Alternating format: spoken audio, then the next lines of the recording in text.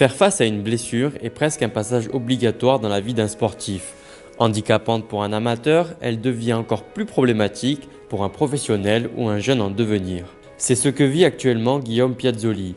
Touché à la main, le jeune troisième ligne du centre de formation des Noirs va devoir patienter 2 mois avant de pouvoir reprendre la compétition. Je me suis fait une triple fracture du petit doigt. Je me suis fait opérer jeudi dernier. J'ai 2 broches. J'ai regardé pour voir comment elle était, Ouais. mais je vois le fil de fer, enfin, la broche. D'accord. Et ça, tu l'avais dit ou tu l'as demandé Bah non, parce que comment ça s'appelle, moi quand je me suis fait anesthésie générale, tu vois. Ouais. Genre j'ai pas... Je t'ai pas vu sortie de bloc. En sortie de bloc, je l'ai vu. Ouais. Il m'a dit voilà, je t'ai mis 2 broches, une comme ça et une comme ça. Et puis D'accord. il m'a dit bon après Tu vois avec l'infirmière, si tu vois que tu as un doute sur la cicatrisation, quand tu vois l'infirmière mercredi quand elle te refait le pansement, je prends une photo. 2 mois qui ne doivent pas être vains, particulièrement à 21 ans, particulièrement quand on espère faire du rugby son métier. Adaptant son quotidien au rythme des rendez-vous avec les médecins, les kinés et la rééducation, Guillaume va devoir trouver les ressources mentales pour transformer cette épreuve en opportunité. Pendant ces 2 mois, j'ai beaucoup travaillé les jambes, parce que j'en ai besoin. J'ai un déficit sur une jambe.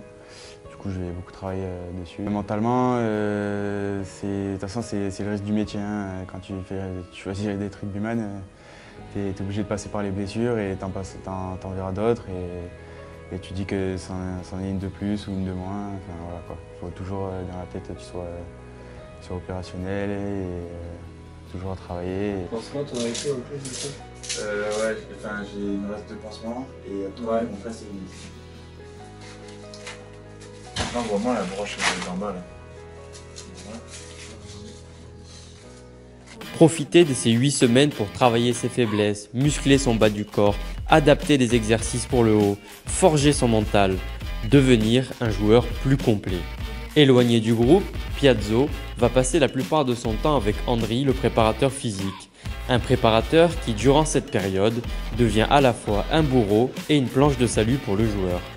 C'est un peu ça, parce que je le fais travailler dur. Quand même, on a 3 jours de la semaine où on double les séances.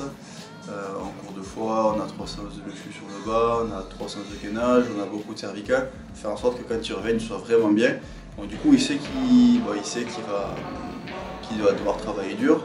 Donc ça va pas forcément être facile, mais d'un côté, tu sens que quand il est blessé, tu as beaucoup d'importance pour le gars. Il s'accroche beaucoup à toi pour pouvoir continuer à travailler et rester dans la dynamique en fait.